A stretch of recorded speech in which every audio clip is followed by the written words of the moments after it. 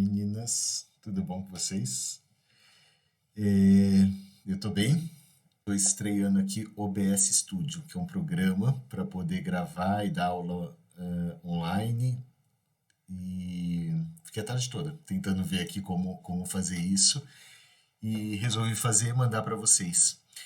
Eu vou estar com vocês esse final de semana, né? Eu e a Ivana, mas eu fiquei com vontade de trazer alguma introdução ao assunto, assim, do reeducação emocional, né? Que a gente vai trabalhar amanhã com vocês, falando um pouquinho do Steiner. Então, a minha ideia é testar esse aqui e, e poder falar um pouquinho com vocês sobre isso. Vamos lá, então. Então, olha só.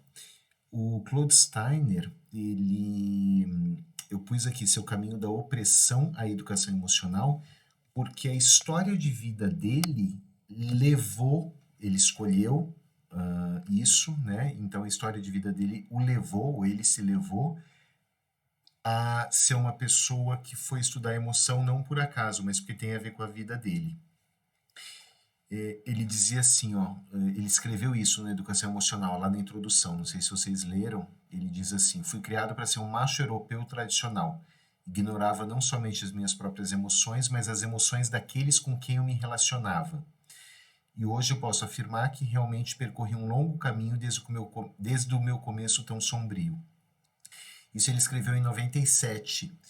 E ele diz que era assim, ele era bastante machista, era bastante pragmático, prático, tal, porque a cultura era o tipo de macho que ele era, né? E quando ele conheceu a análise transacional, Eric Berne, e foi conhecendo e desenvolvendo o conceito de carícias e etc., ele começou a se dar conta dessa questão das emoções e etc., né?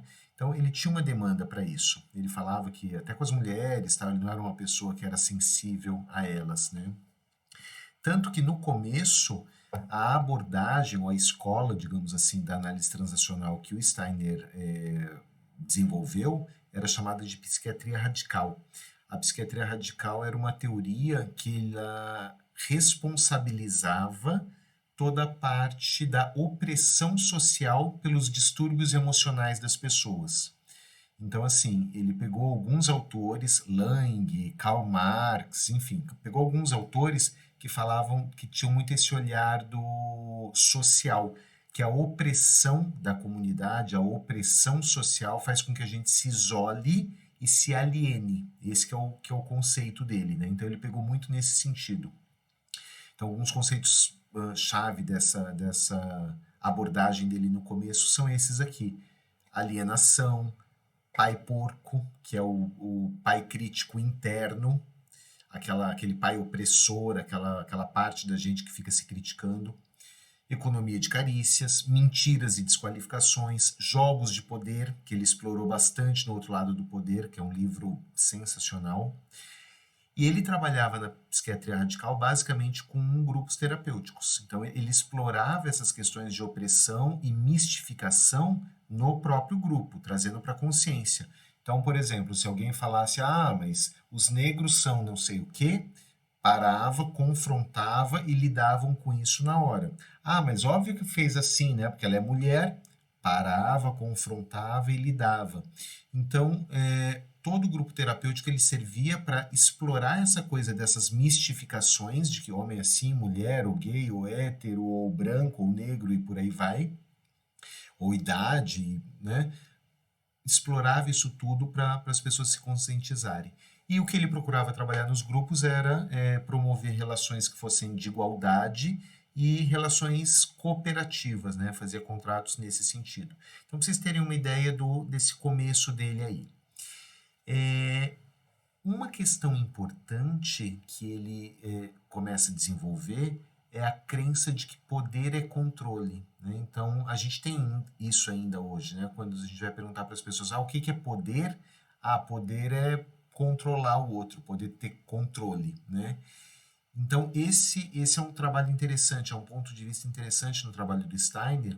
E quando ele falou da economia de carícias, ele estava falando disso. Bom, primeiro, o que é a economia de carícias, né? É um conjunto de regras impostas pelo nosso pai crítico.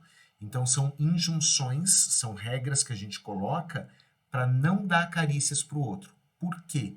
A tese de que existe uma manipulação baseada na diminuição da troca de carícias para se ter um certo controle social do comportamento humano. Ou, em outras palavras, quando a gente diminui as carícias, quando a gente diminui o contato emocional, quando a gente diminui a proximidade com as pessoas, a gente tem mais controle sobre elas. Então, essa que é a tese da economia de carícias, né? E ele quer justamente o contrário, né? Ele está partindo do princípio de que quando a gente tem carícias em abundância, quando a gente sacia a fome de carícias, as pessoas podem agir de uma maneira autônoma, de uma maneira poderosa. Mas não é aquele poder de controle, é um outro poder que ele vai falar. Falando das economias de carícias, vocês vão trabalhar esse final de semana, né? Mas só lembrando, as 5 injunções da economia de carícias são: não dê carícias quando as tiver para dar, não peça quando precisar delas, não aceite quando você as deseja, não rejeite carícias que não queira e não se dê carícias. Então, agir, viver sob essas injunções faz com que a gente queira controlar as pessoas, ou se controlar ou controlar o outro, ao invés de lidar com uma outra energia. Tá? E essa outra energia que ele trabalha, que ele chega a essa conclusão no outro lado do poder, é a seguinte: abrir mão do controle e lidar com o vácuo. Controle é uma forma de energia, o amor é outra. Então, olha que lindo o que o cara chega, né? Como que a gente faz para deixar de querer controlar as pessoas e as situações, né? Amor. Essa que é a ideia, essa que é a outra energia. Esse que é o outro lado do poder que dá o título para o livro. E aí ele vai falar mais do outro lado do poder. Ele vai dizer que a alfabetização emocional é um aspecto fundamental do outro lado do poder. Libera o poder e a compreensão das nossas emoções e dos outros. Então ele começa lá em 74 com um conto de carinhos, né, que ele publicou dentro do livro Papéis que Vivemos na Vida. Em 81 ele estava com toda essa questão do controle, do poder e etc. E em 97, 16 anos depois, ele começa a trabalhar com a questão da educação emocional, né? Então, assim, essa que é a ideia, a trajetória, né? Você vê que o fato dele ter montado tantos grupos em educação emocional, escrito livros e trabalhado isso tudo, tem muito a ver com uma história de vida dele, né? Essa que é a questão. E aí, assim, né, gente? A recompensa máxima para o abandono do controle é a redescoberta do amor. Eu acho lindíssima essa frase. Acho que é uma coisa sensacional. Então é isso, meninas. Essa que é a introdução que eu queria fazer para vocês, para o que a gente vai trabalhar nesse final de semana, né? Da onde que vem a educação emocional do Steiner?